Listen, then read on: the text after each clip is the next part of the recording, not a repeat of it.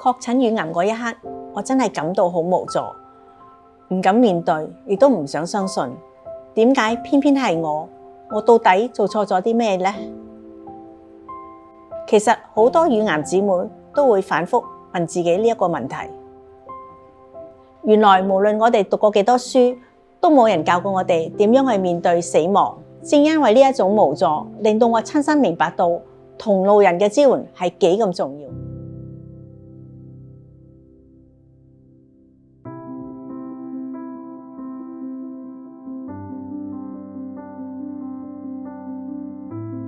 正因為我哋經歷過，明白治療時嘅憂慮、屋企人嘅擔心、同路人嘅陪伴，其實係俾我哋一個信心，令到我哋知道呢條路係有終點，係有希望嘅。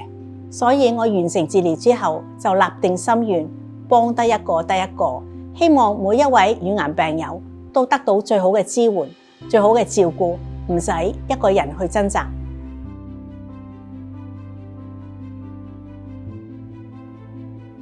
帶住同一份信念，2006年，一班嚟自唔同地區嘅乳癌康復者走埋一齊，成立咗全球華人乳癌組織聯盟。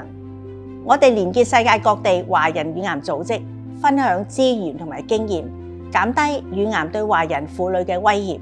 我哋點起一團火，讓每一位病友都不再孤單。2016年，我哋正式喺香港落地生根，提供免費化療、陪診、陪伴、粉紅熱線同埋心理支援。我哋以過來人嘅身份，由病人嘅角度出發，提供最貼心嘅幫助。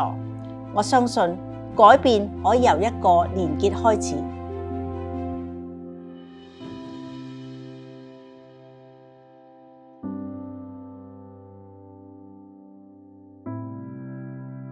確診乳癌嗰日，我自己咧就好似全個世界靜止咗落嚟咁咯，就自己好驚同埋好迷茫，唔知自己想點，又唔知點樣同人講。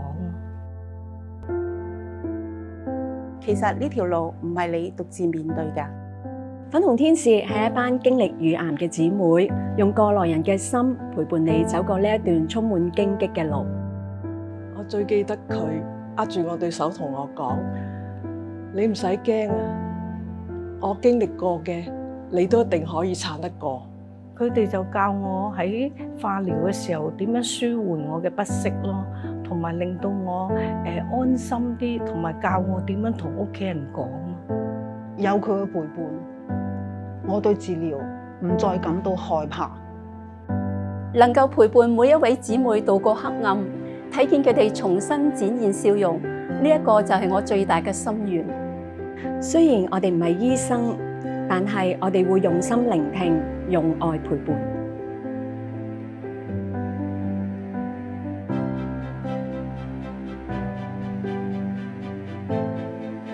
粉紅天使需要更多伸出援手嘅你。如果你都走過呢一條路，而家就邀請你成為照亮別人嘅光。因為有你，我並不孤單。請大家支持粉紅天使嘅服務。如果你係康復者，請你加入我哋呢個行列，一齊同行，讓希望繼續傳遞。